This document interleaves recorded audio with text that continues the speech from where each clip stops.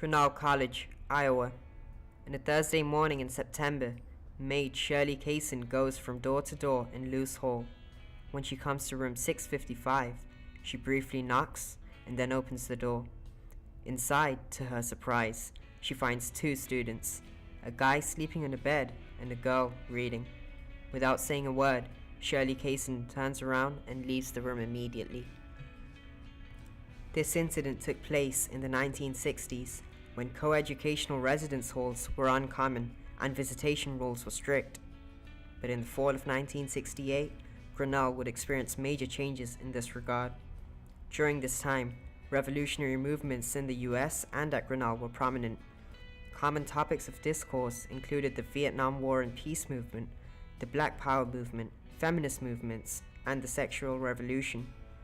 There was also a large shift in the US from gender-specific to co-ed residence halls.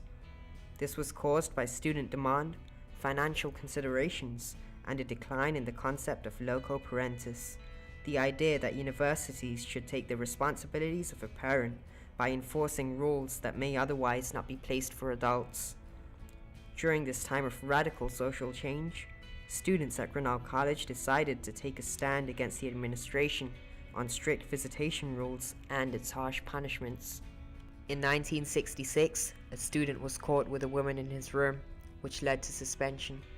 By the end of the semester, over 50 students signed a letter admitting visitation violations and suggested increased open dorms and that they would continue with illegal visitation regardless of the rule.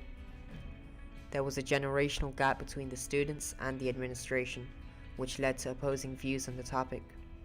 The administration believed that open dorms opposed their view of sex and morality, while students felt it will allow for a more natural relationship between men and women.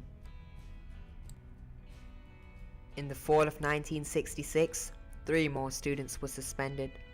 These suspensions sparked further movements for the visitation debate. The leaders of the student government risked suspension to stage a protest, where they spent a night in the SGA president's room in Gates Tower. The following day, 700 students gathered to discuss the open dorms debate.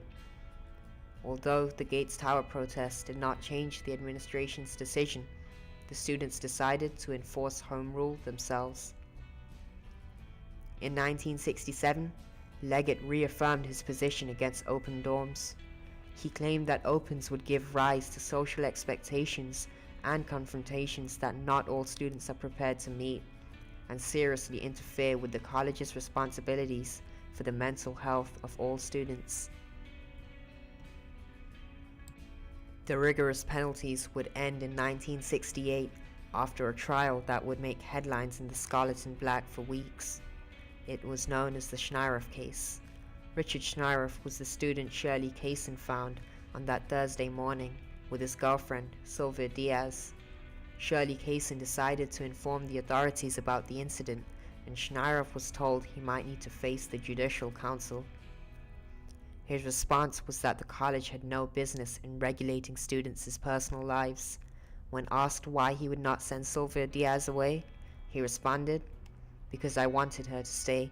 I like her and wanted her to stay.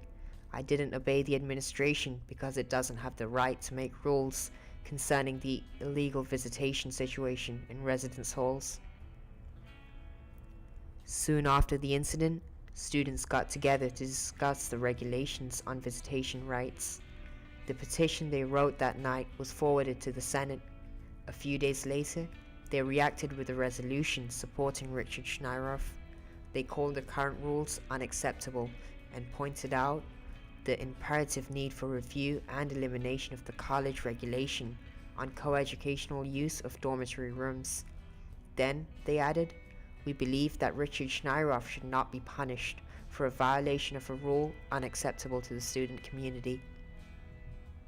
Many students were in favor of making their own rules and, unofficially, were already practicing open dorms. A study conducted by the Scarlet and Black showed that 95% of the interviewed students knew of illegal visitations on their floor, but the great majority was not bothered by them. Unfortunately, the administration had a very different viewpoint. The Scarlet and Black quoted Dean of Students Eugene Thompson, saying that a coeducational use of dormitory rooms is simply not tolerated in this world. Finally, Schneiroff was asked to appear before the Judicial Council, which was student-run and dealt with smaller cases concerning the residence hall rules. Schneiroff hadn't planned to make his girlfriend's stay a political issue, but now he saw an opportunity to make a stand.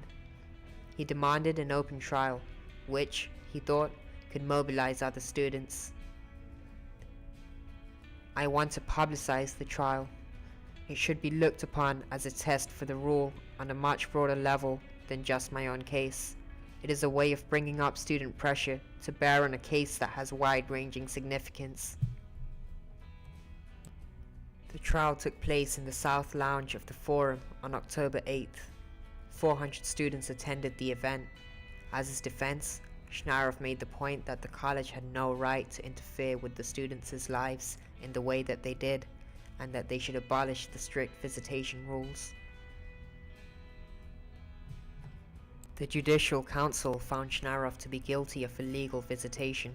However, they still recommended that the college should revise its visitation policy. Richard Schneiroff was asked to leave the dorms and lived off campus for the rest of the year. The trial was followed by a referendum in which 53% voted for autonomy on hall regulations. Meanwhile, Langan Hall's president, Kathy Carlson, had declared home rule in her dorm, and others soon followed.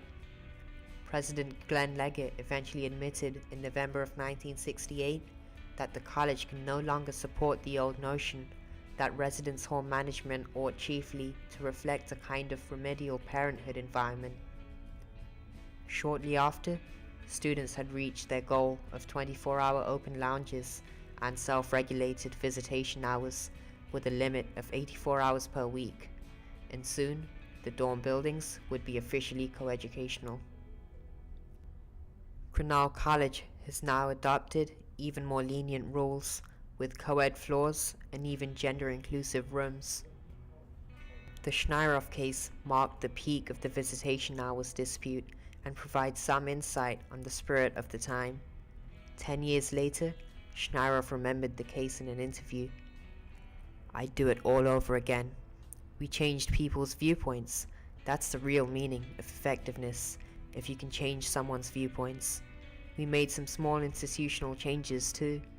I don't know what it was about that class. We had all the radical leaders. We were really connected to the counterculture, long hair and drugs." The students of the 1960s were politically active and determined to fight for their rights.